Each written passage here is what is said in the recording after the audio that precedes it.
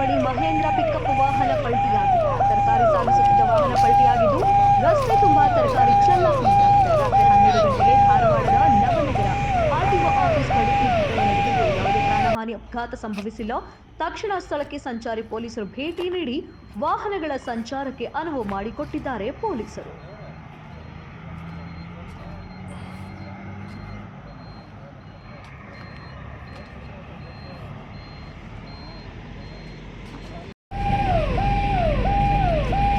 Train कळसले ना.